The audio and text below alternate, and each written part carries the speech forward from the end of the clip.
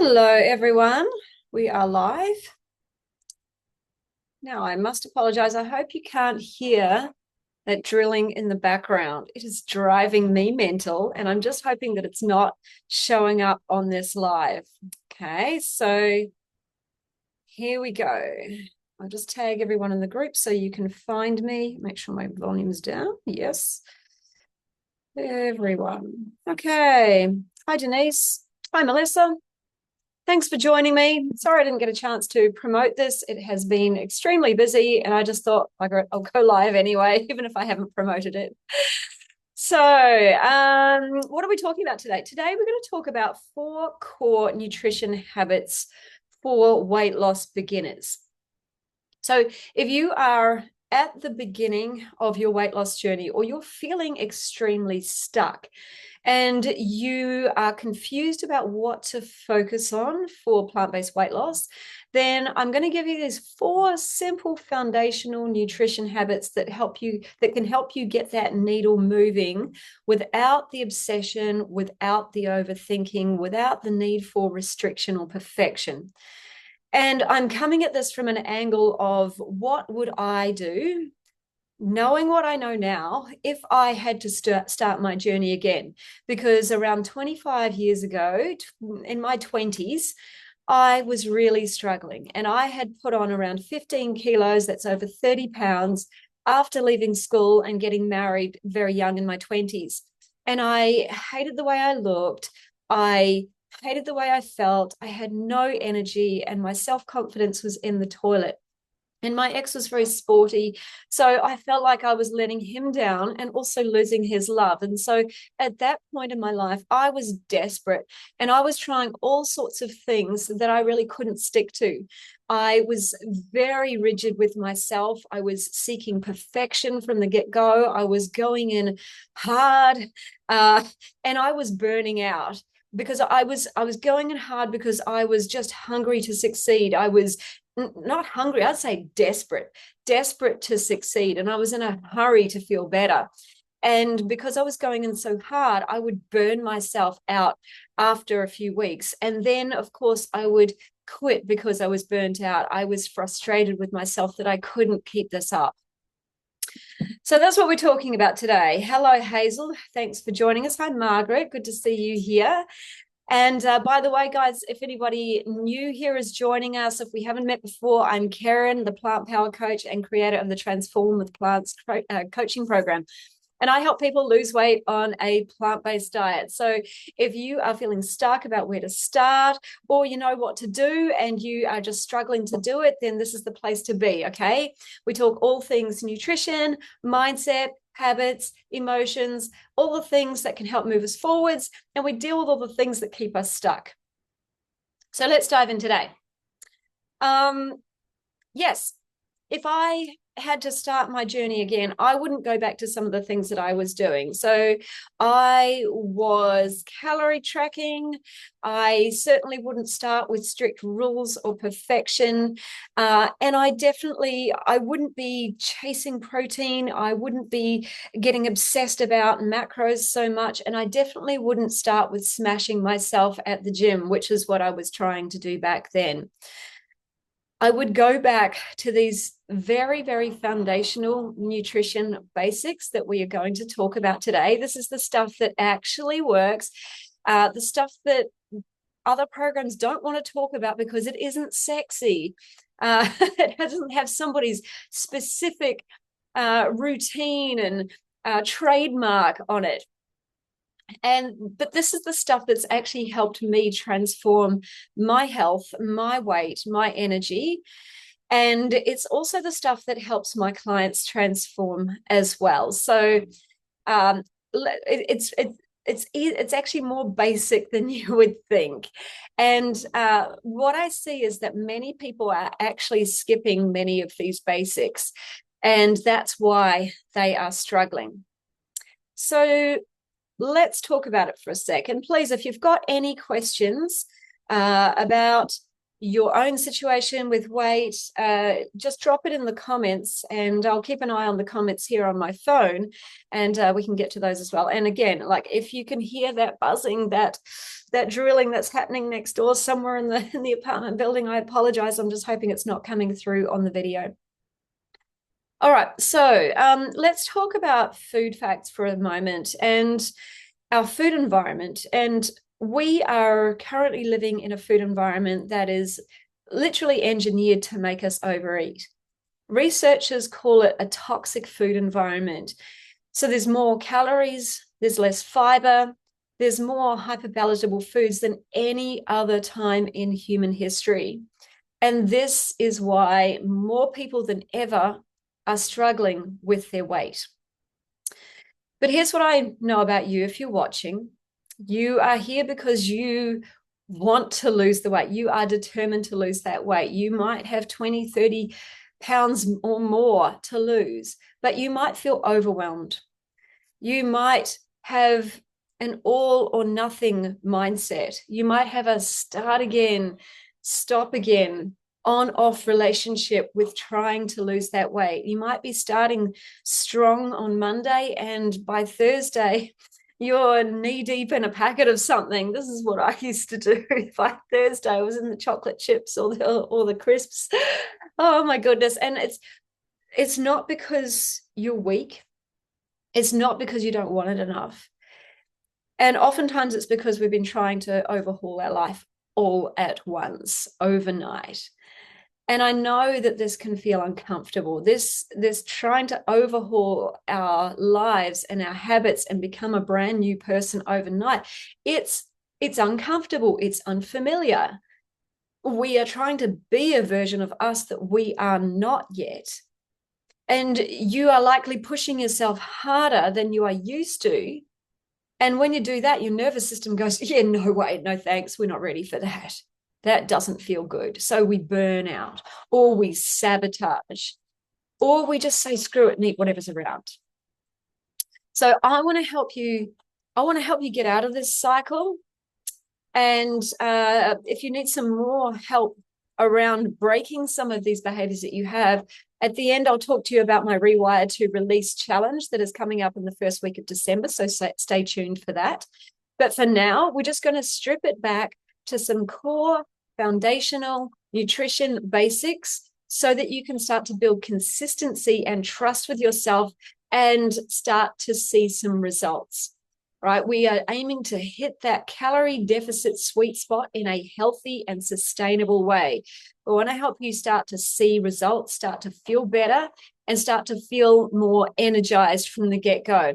And then you can start building momentum and start to refine what you're doing from there. But we've just got to get that ball rolling.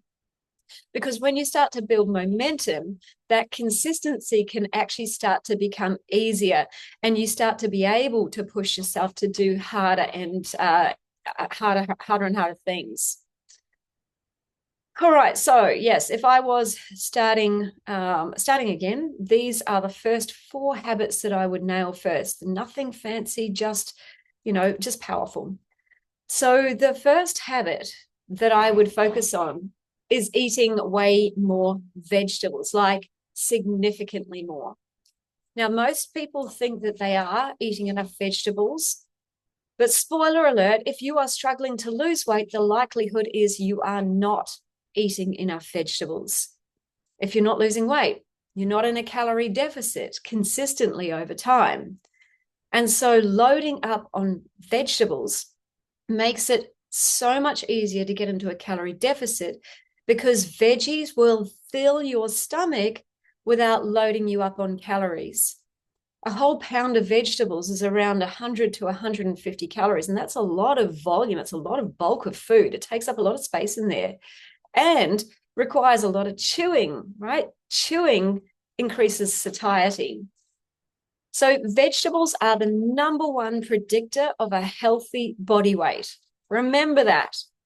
So we've got studies like the EPIC study, Nurses Health study, there's research and data at Harvard.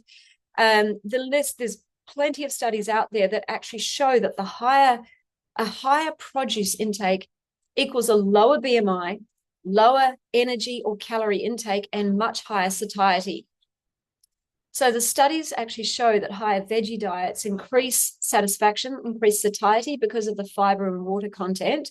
Of course, there's very little calories in fiber and no calories in water. So you get all this bulk with no calories. Fiber improves your metabolic health, i.e. your metabolism goes up, your energy output goes up. Micronutrients also support metabolism.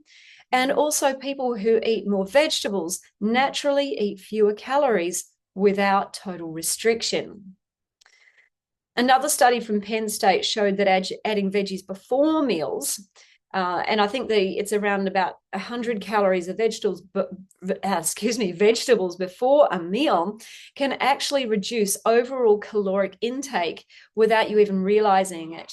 Dr. Michael Greger has talked about if you have something like a small salad or an apple before your main meal, that preloaded non-starchy vegetable or non-starchy snack before the meal might be about 100 calories, but you will reduce your overall caloric intake by around 200 calories because you're naturally filling your body up on non-starchy vegetables or fruit that takes up a lot of space without a lot of calories, and therefore reduces the amount of more calorically dense calories you put into your body at the meal.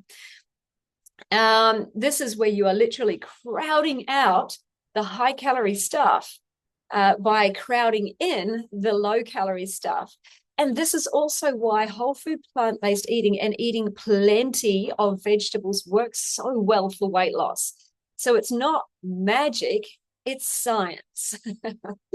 And this is seriously the part that I was missing when I was struggling. I just wasn't eating enough vegetables. I thought I was, but I know now that I just wasn't prioritizing vegetables. And the programs that I was following had me chasing protein. So being vegan at the time, I was chasing protein from sources like protein powders and faux meats, thinking that I needed very dense protein in order to get enough protein. Now, I would add a scoop of protein powder to my oats, for example. And then I would later on have another protein shake in the afternoon. And I didn't realize this, but soy protein powders can be around 1,500 calories per pound. That's not calorie dilute. That's a lot of calories. So when I was adding one scoop of protein to my oats, it wasn't adding any volume, and it wasn't increasing my satiety, but it was adding a huge amount of calories. Whereas vegetables are 100 calories per pound. Think about that scoop of protein. I can't remember exactly how much it might have been, but maybe a scoop about that much, that round or so, versus a pound of broccoli is probably about that big. It's probably about the size of my head, right? That takes up a huge amount of space, but it's only 100 calories, and it's going to make me feel nicely satisfied and reduce the amount of calories I feel like eating again at a later point. So you can eat a whole head of broccoli for around 150 calories. It's just going to take up that space. It's going to make you feel more satisfied. It's going to deliver way more vitamins, minerals, antioxidants, and fiber, and keep you feeling way more satisfied than a calorie-dense protein powder. And the same with faux meats. The ones that I were having were seitan-based. And if you've ever made your own seitan, you'll know that it's so super sticky. It is like glue. And so you have to use oil to make it because it literally sticks to everything. Now, depending on how that seitan is made, can be around 700 to 1,600 calories per pound, depending on the total ingredients and how much oil is actually used. So, chasing protein from these very high calorie dense foods, when my goal was fat loss, not necessarily stacking on the weight like bodybuilders are chasing, that just wasn't helpful. It was just adding more and more calories to my day without my body registering those calories as much. So what I would do if I was starting again, I would make sure that half of every single plate that I eat is vegetables, and a variety of vegetables too. I wouldn't just have a half plate of broccoli. I would make it interesting. I also wouldn't just make it leafy greens either, because I mean, you think about how much spinach wilts down once it's cooked. You can take a big, massive bag of spinach and it comes out to about that big once you've cooked it. So, yeah, I wouldn't just use leafy greens either, although I would still have plenty of leafy greens, but I would add in lots of dense vegetables as well, things like broccoli and beans and carrots and zucchini, cauliflower, those heavier, weightier vegetables. I would aim for, if that wasn't working, then I'd weigh my vegetables and see how much it was, and aim for about a pound of vegetables per day. And if I was still struggling to get down, I would increase that again. I think many people would be shocked to see how good they can feel once they're eating enough vegetables. Once you've got all those micronutrients in your body, you'll be surprised at how amazing you feel, and how how much your cravings will come down, and how much you'll feel more satisfied, more energized, and how your energy output increases as well. So eat more veggies.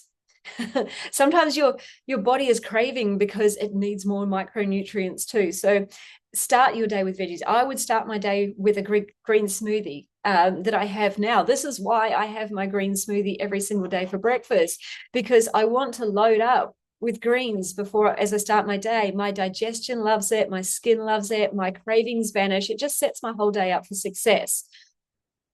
So veggies, veggies, veggies. Number one rule, get more veggies into your body. Even if you do nothing else, just start with that. So if you don't like veggies at the moment, find ways to hide them in your food, or learn new ways to cook them to make them taste great. Because honestly, once you learn how to cook veggies well, you won't go back. You won't go back to not eating veggies. Don't just steam them and then leave them bland.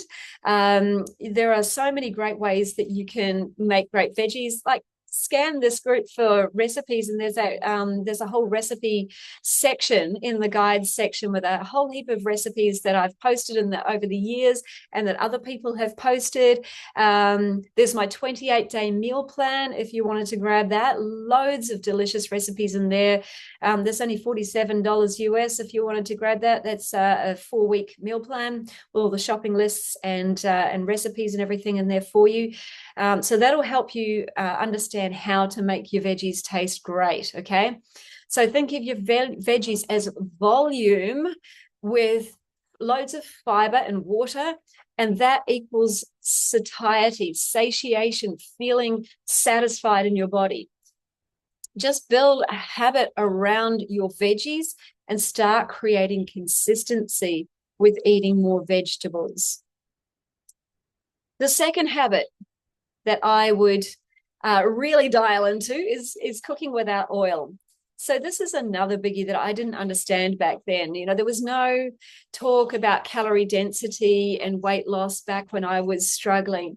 And so I didn't understand just how calorie dense oil is. So I thought olive oil was healthy. And, let's just say olive oil isn't bad necessarily, but oils are still the most calorie dense food on the planet. A single tablespoon, a little tablespoon, is 120 calories per 120 calories per tablespoon, and it has zero fiber, zero water, zero satiety. These are 120 calories that you barely even notice. It doesn't add any bulk or create any satiety in your body at all. So it means that your body doesn't even register it as food. You can pour hundreds of calories into a pan and your body just won't even register that. And the research backs this up too. Studies show that oils reduce satiety compared to whole food fat sources, for example, like nuts or avocado, because they don't have the fiber and the water that binds in your digestive system to create that bulk, which creates satiety. Liquid fats are extremely easy to overconsume. They don't trigger those stretch receptors in your gut at all that tell your brain that you're full. So it can be very, very easy to overeat. And high fat diets, especially with added oils, are are consistently linked to total higher calorie intake and higher BMI and increased insulin resistance in large population studies. And even healthy oils like olive and avocado, there's still 4,000 calories per pound, making it extremely easy to wipe out a calorie deficit without even realizing it. So when you cook without oils, you're not necessarily removing flavor. You're just removing calories that add up and keep you stuck. And to help us lose body fat while we're in a calorie deficit, we must choose foods that give us that bulk without the calories, with less calories, like vegetables. And we must also look to remove, whether it's one at a time or all at once. You don't have to do everything all at once. You can just focus on one of these habits at a time. But we must look to remove those foods that offer a lot of calories with either no bulk or satiety, like oils. And if you're struggling to lose weight, these oils, they add up fast because they're in everything. I haven't kept oil in my house for a long time. So I know that with me, if it's in the house, it's in the mouth. I love the taste of a really good quality extra virgin olive oil. Don't you worry. I'm not saying I hate the taste or anything like that. I'm just like most other people. I have the same taste receptors as everybody else. But I just know that if it's in the house, I will find excuses to put it in my food. I will find excuses to put it in my mouth. I will tell myself it doesn't matter, right? I'm just as prone to falling into these traps as anybody else. So my rule around this is I just don't keep it in the house, and that seriously helps me to maintain my weight goal. So some ways to cook without oil if you're not used to this yet, and still have delicious food, by the way. You can saute vegetables in water or veggie broth or any other sort of liquid. I saute mushrooms in a blend of tamari and balsamic vinegar with loads of garlic, and they soak up all of that beautiful juicy liquid, and they love that flavor. You could also saute in things like tomatoes. You can just put tomatoes straight into a pan and they will release all of their juices. And then if you're adding garlic, you can add garlic to it. Or you can, if you're sauteing onions to start with, you can just add a tomato or two in with it and allow the juices to come out and allow those onions to cook.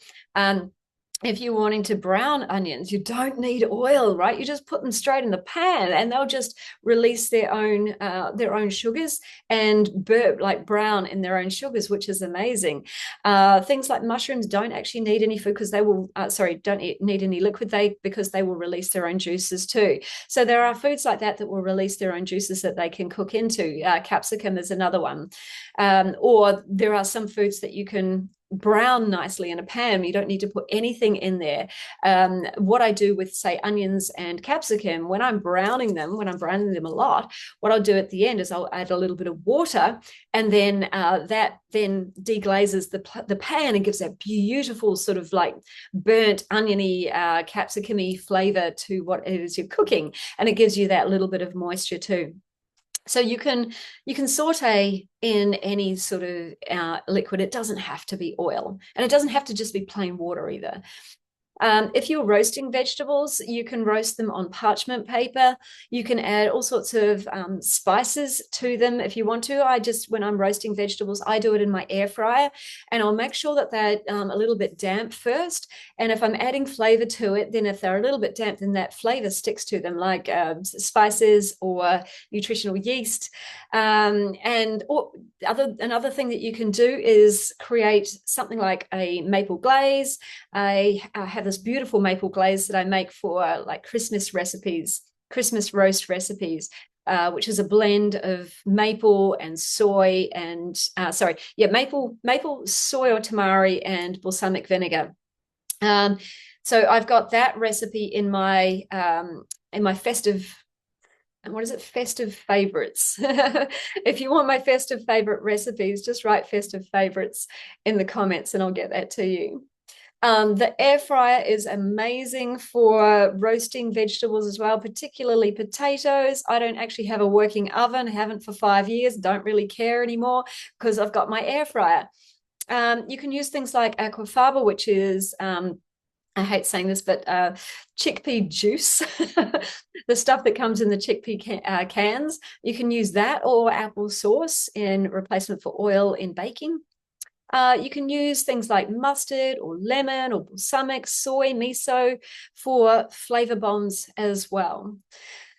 So removing oil is a shift that helps so many of my clients lose weight so quickly and without feeling restricted. They're not taking away volume. They're just taking away excess calories that are not needed. So once they get used to cooking without oil, it's really simple to adhere to. If you do this too, if you're not used to it yet, your taste buds will adjust and you'll actually come to dislike the taste and the mouth feel of oily foods. I really don't like oily foods anymore. So that is a blessing. Your taste buds will adjust. Number 3. This one is kind of huge for me. I would have, and that is keeping processed foods out of the home. So if you struggle with saying no to processed foods because they are extremely hyper palatable, it's okay. You're not weak. You're not lacking discipline. You're just being outplayed by food scientists whose job it is to make sure that you don't stop eating after one bite. The food industry is a massive multi-billion-dollar industry, and they just want your money. They don't care about your health. They care about your money. They care about their pockets. And the research on calorie-dense processed foods and weight looks like this. So foods that undergo heavy processing, this is often called ultra processing, are typically very, very calorie dense.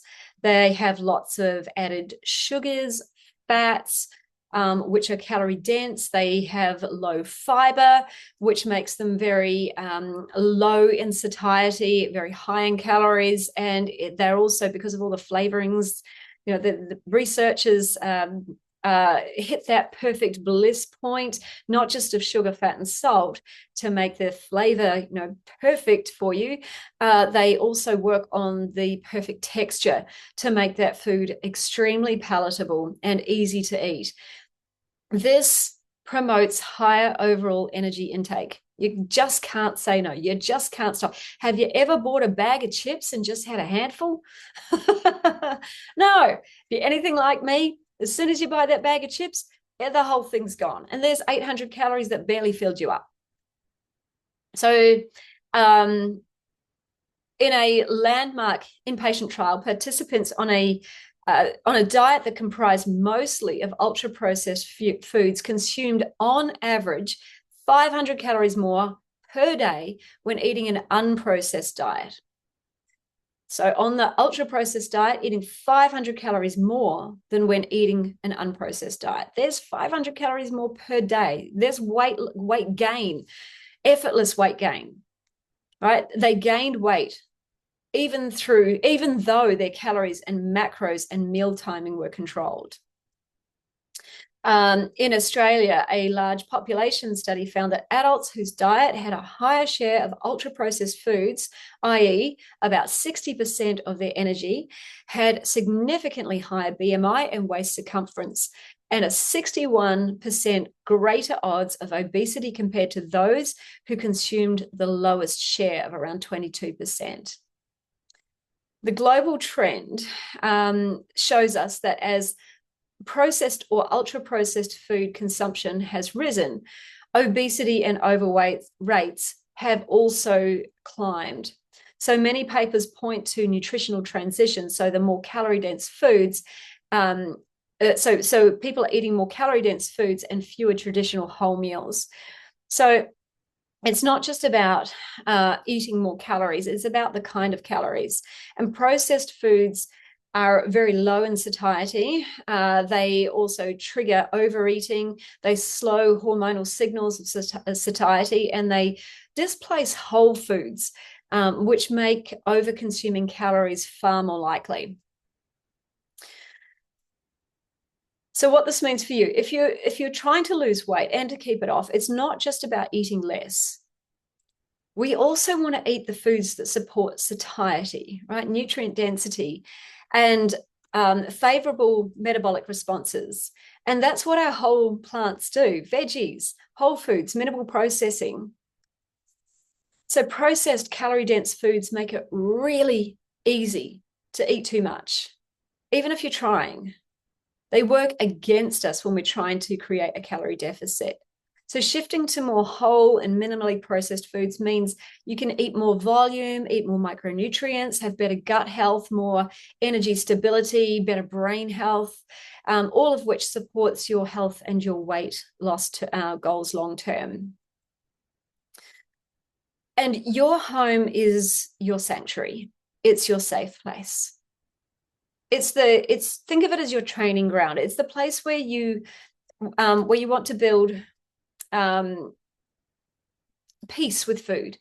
It's a place where you want to build trust with yourself. And it's the place where you want to be working on changing your relationship with food. So just like an alcoholic wouldn't keep alcohol at home, because if in the house, in the mouth, if you can't say no to certain foods, then just keep them out of the house. Make that a commitment to you until you are at a point where you can easily say no. So that was me with chocolate. That was me with chips. If they were in the house, boom, they'd be in my mouth. So I just keep them out of the house now. And now if I'm around them in other environments, it makes it easier to say no, because my brain is not sitting there going, oh my God, that thing that I'm addicted to. It's just like, oh yeah, okay, chips. My brain's not used to them anymore.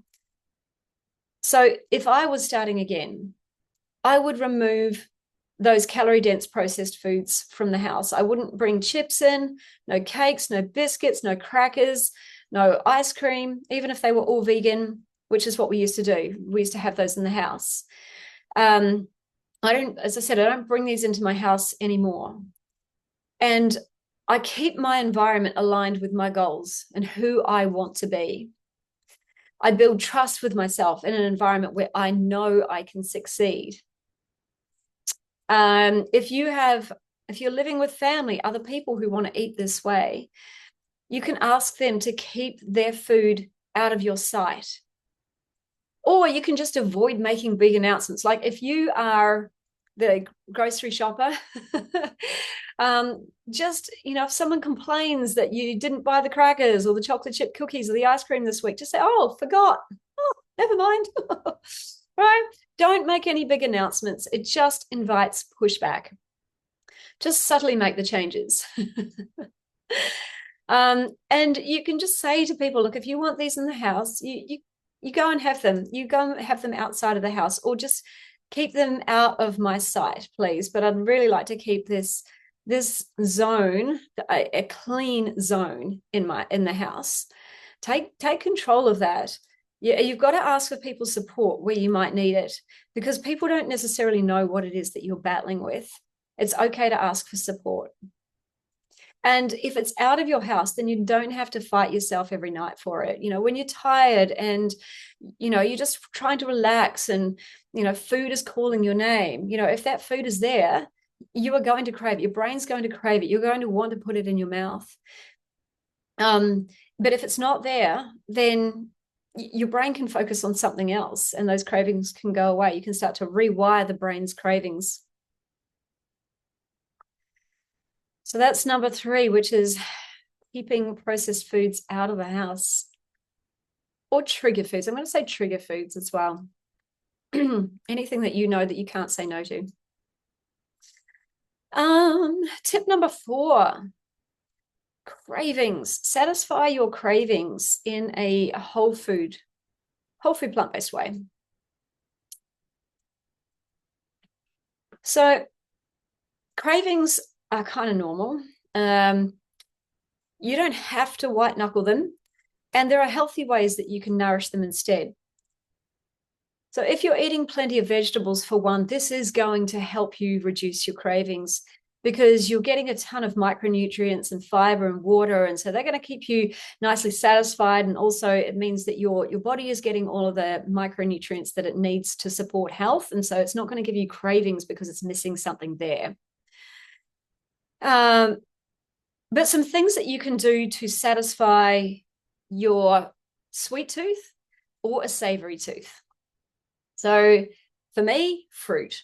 Fruit is my go-to when I have the sweet craving. I love really nice, beautifully sweet fruits like mangoes and pineapple and grapes. And I also love berries. A daily serving of berries is what Dr. Michael Greger recommends in his daily dozen. And so as much as possible, I try and get a daily serving of berries. At the moment, and certainly over winter, I always keep frozen berries in my freezer. And I pop them into a bowl, put them in the microwave for around 3 minutes, and then they come out. They're all kind of soupy, and it's like having a raspberry and blueberry jam for dessert. It's so nice. Little bit of maple syrup on the top. You don't have to do that, but I like to do that just for that little added extra. But that really satisfies my sweet cravings. And if you have cravings for savory foods, then potatoes are amazing for those savory snack attacks.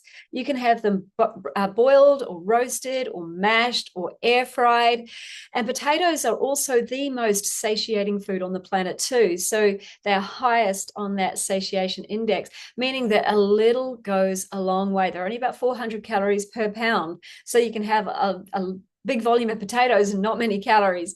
So if you are having that snack attack or craving something particularly savory, having a few boiled or roasted potatoes ready to go can actually be a huge advantage in that moment. It will just help those cravings go away. And the thing about potatoes too is that they contain resistant starch, and resistant starch acts like fiber in our gut, feeding healthy gut bacteria. So when you cool potatoes after cooking them, the resistant starch increases. And then if you heat them again, the resistant starch increases again. If you cool them again, it increases again. It's pretty cool, hey? So really good for your gut health too. You're not only satisfying those cravings, but you're satisfying your healthy gut microbes at the same time. So fruit and potatoes can easily satisfy your cravings without throwing you off your goals. So fruit is not the enemy. Don't be listening to all those people out there saying, don't eat fruit for fat loss because of sugar. That is a load of rot. I'm thinking of doing a session on fruit and that particular lie. Carbs are not the enemy. Sugar or glucose, when it's consumed in its whole food form, is not the enemy because it comes bound with a ton of micronutrients, fiber, water, antioxidants, etc., etc. The glucose is slow release into your bloodstream because of all the fiber.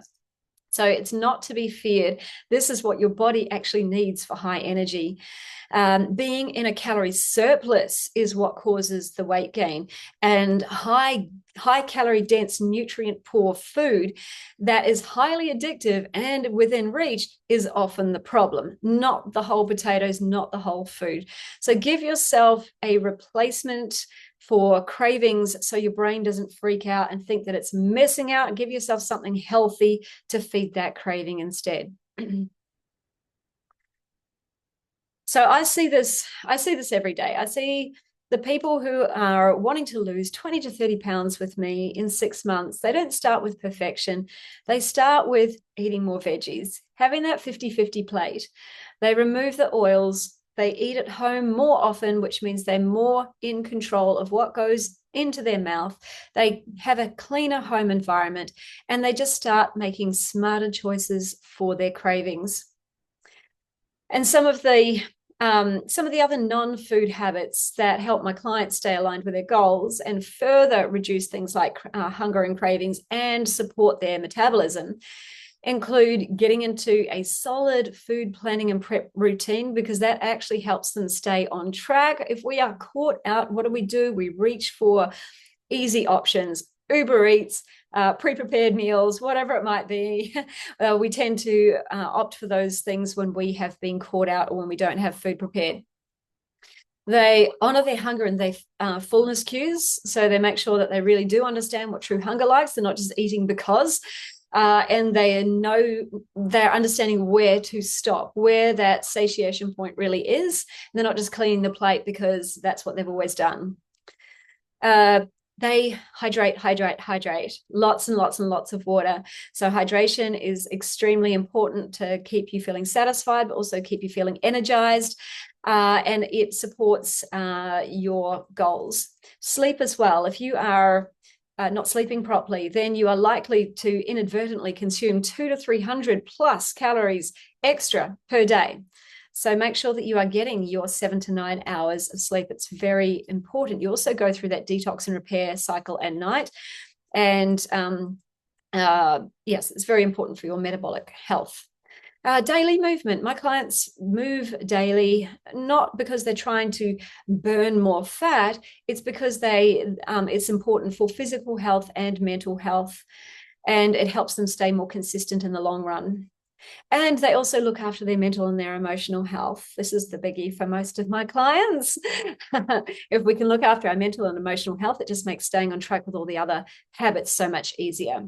And then we just focus on building habits and consistency. They start to get traction. They start to feel unstoppable. They start to really make that progress, and it really motivates them to keep going. So small shifts can equal big results. And if I was starting again, that's exactly what I would start with as well. So all of these habits are outlined in my weight loss guide, my free weight loss guide. Guys, if you don't have it yet, shout out in the comments, just put weight loss guide in the comments and I'll drop you a copy. All right. So if you are starting your journey again, or starting your journey from beginning, you're feeling overwhelmed, you're a little scared of what to do, if you're sick of that starting and stopping, and you just want to start building that consistency, I want you to start stripping it back. Just start with these 4 core nutrition habits. In fact, just start with the one to start with, eating more vegetables. So one was eating more vegetables, 50-50 plate, 1 pound of veggies per day. That will help you increase the volume or keep the volume nice and high while significantly bringing down the calories on your plate. 2 was removing the oils.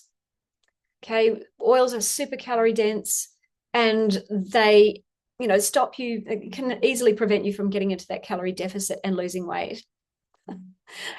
Great. Thanks, balloons.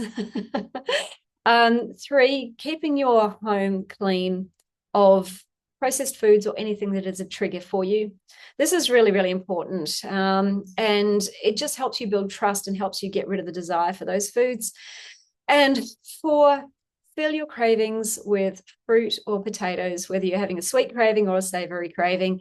They can help you to fill up, but reduce the amount of calories that you're putting into your body. So just get started with these 4 simple habits and start to build trust with them and build momentum. And then let that compound over time. Don't be in a hurry to lose your weight all at once like I was too. If I was starting again, I would just allow myself to take it slowly and build on these habits. You can start to refine what you're doing later on. That's when you're in the swing of it, you can really start to refine using your data. But we want to make it super simple for you to get going, because yeah, it is confusing, it's hard, it's overwhelming. Nutrition science is confusing, and there is so much rubbish out there on the internet at the moment, confusing everybody. I like to break it down into just simple foundations. As I said, I'm actually thinking of doing a myth-busting session for you maybe next week. If you'd like that, let me know, especially this myth around fruit and fat loss. That one gets me. All right. So I hope that was helpful today. And for those of you who might know what to do, but you are struggling to get yourself started, or you're stuck in the start-stop patterns, you're struggling to build consistency, you struggle with stress or emotional eating, or you keep sabotaging yourself as things start to go well, my next free 5-day challenge is for you. We're going to be starting that first week of December. So for anyone over in the US time zones, US, Canada, that will be November the 30th, Sunday. For anyone on this side of the world, that will be December the 1st on Monday. This is Rewire to Release. And we're going to be looking at all of these patterns, these behaviors that are stopping us from achieving success. So you might know what to do, but you struggle to do it. Okay, so you're going to learn some powerful frameworks that will help you create your first step fat loss protocols. So identifying those quick wins that you can start doing to your plate that will help you move forwards, get into a calorie deficit, and start building consistency. So it's not about the perfect plate. It's about what's the low-hanging fruit? Where is my opportunity to lower the amount of calories going into my body? Something that I can do easily, something that's not going to be too hard for me. We want to look for the easy wins.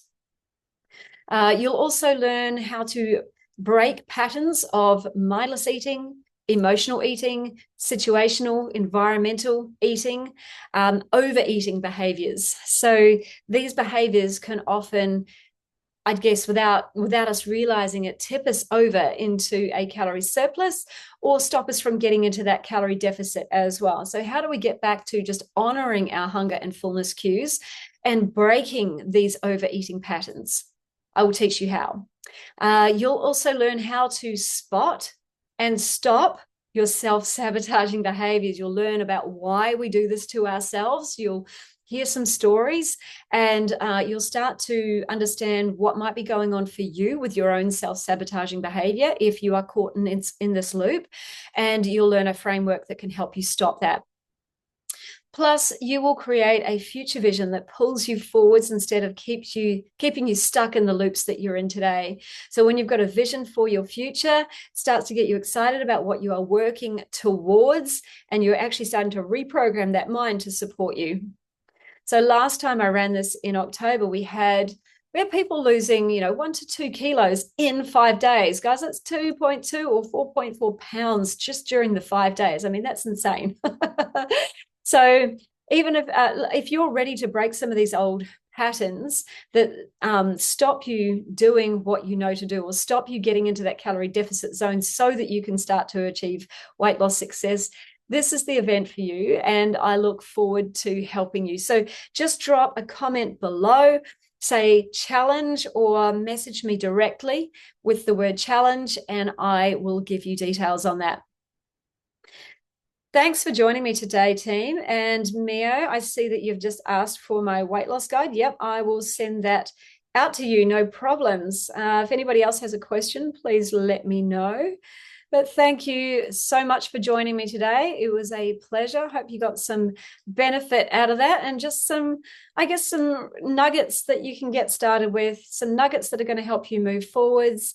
I know for myself right now, if my weight starts to creep up a little bit, I know the first thing that has gone is usually the vegetables. I know that usually I haven't been having my 50-50 plate of vegetables, or I might have been letting too many processed foods come in. I might have had too many snack attacks, and I've let my home environment slip a little. And so I just go, oh, they are the habits that I know I need to dial back in. So I just gently go back to 50-50 plate, make sure those calorie dense foods are out of the house and they will stay out of my mouth. Beautiful team. Challenge. Mio, yes, absolutely. I'll drop into your inbox very shortly. So, all right, team, thank you so much for joining me today. Pleasure to have you here, and I will see you again next week. Bye.